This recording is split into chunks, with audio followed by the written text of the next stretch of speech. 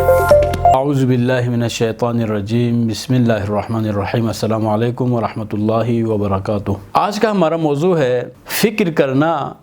کس حد تک انسانی زندگی میں ضروری ہے۔ فکر کرنے کی اہمیت اس قدر زیادہ ہے کہ انسان کو اگر اشرف المخلوقات کہا گیا ہے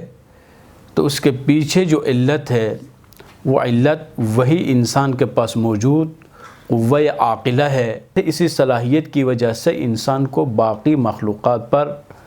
باقی حیوانات پر انسان کو برتری حاصل ہے۔ اس فکر کی جو قوت ہے، اس سے استفادہ اگر نہ کریں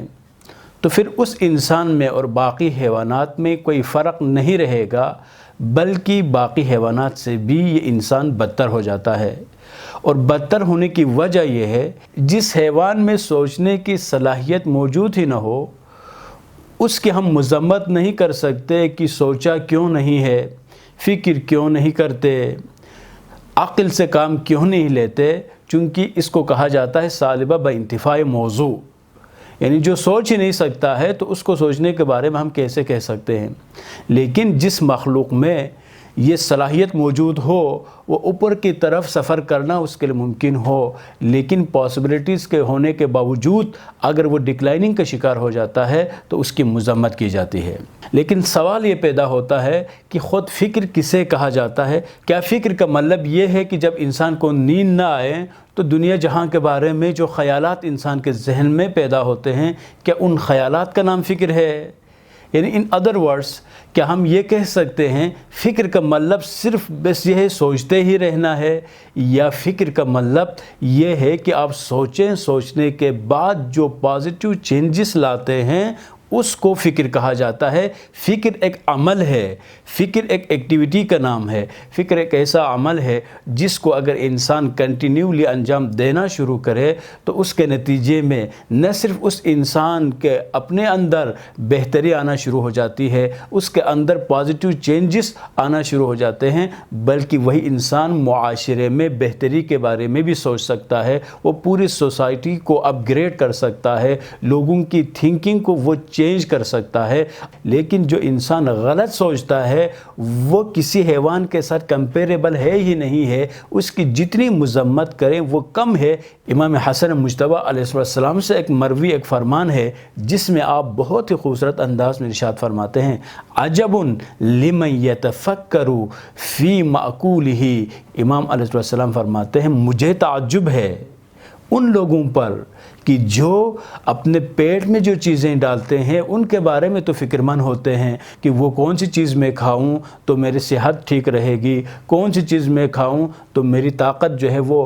بحال رہے گی، کون سی چیز میں کھاؤں تو میرا بدن فٹ رہے گا، لیکن کیف لا یتفکر فی معقولہ، لیکن جن چیزوں کے بارے میں وہ سوچتا ہے، جن چیزوں کا تعلق اس کے عقل کے ساتھ ہے، جس چیز کے تعلق اس کے ضمیر کے ساتھ ہے، جس چیز کا تعلق اس کے وجدان کے ساتھ ہے، ان چیزوں کے بارے میں یہ کیوں پریشان نہیں ہوتا؟ اگر کوئی انسان کوئی نجس چیز کھائے تو ہم اس کی مذمت کریں گے، کوئی انسان مردار اگر کھائیں تو اس کو اسلامی معاشرے میں پسند نہیں کیا جاتا، کوئی انسان اگر مٹی کھائیں، کوئی غلاظت والی کوئی چیز کھائیں تو پھر نہ صرف وہ شخص اپنے آپ کو ایک بدتر انسان کے طور پر دیکھتا ہے، بلکہ پورے معاشرے میں جو اس کا سوشل سٹیٹس جو ہوتا ہے وہ خراب ہوتا ہے، اس کے بارے میں عجیب قسم کی باتیں کرنا لوگ شروع کر دیتے ہیں۔ لیکن امام فرماتے ہیں آخر اس پیٹ کے بارے میں اتنی پریشانی لاحق ہوئی ہے تو کیوں وہ ان چیزوں کے بارے میں سوچتے نہیں ہے کہ جس کی وجہ سے اس کی عقل کام نہیں کرتی، کیوں وہ ان چیزوں کے بارے میں نہیں سوچتے کہ جس کی وجہ سے اس کی پوری زندگی متاثر ہوتی ہے، دوسروں کی برائی سوچتے رہتے ہیں، دوسروں کو کس طرح سے نقصان پہنچانا ہے اس کے بارے میں سوچتے رہتے ہیں، اور اسی طرح سے کس طرح سے کہ لوگوں کو بیوقوف بنانا ہے اس کے بارے میں سوچتے رہتے ہیں۔ کیا یہ ساری وہ چیزیں نہیں ہیں کہ جو انسان کی انسانیت کے خلاف ہے؟ وہ اجتناب کرتا ہے ان چیزوں سے جس کی وجہ سے اس کا پیٹ خراب ہو سکتا ہے، اپنے دل و دماغ میں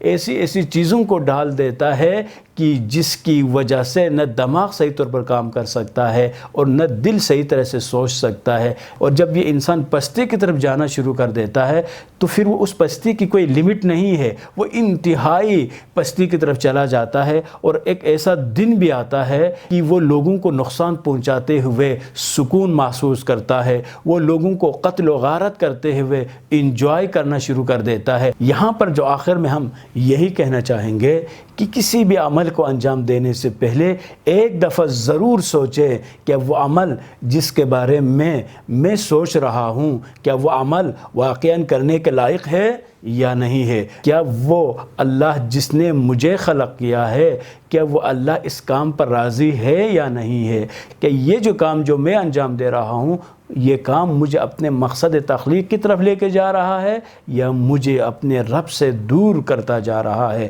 اگر آپ تھوڑی دیر تک سوچنے کے بعد ان اعمال کو آپ انجام دینا شروع کریں گے تو یقیناً آپ بہت سارے مسائل سے بچ سکیں گے. والسلام علیکم ورحمۃ اللہ وبرکاتہ.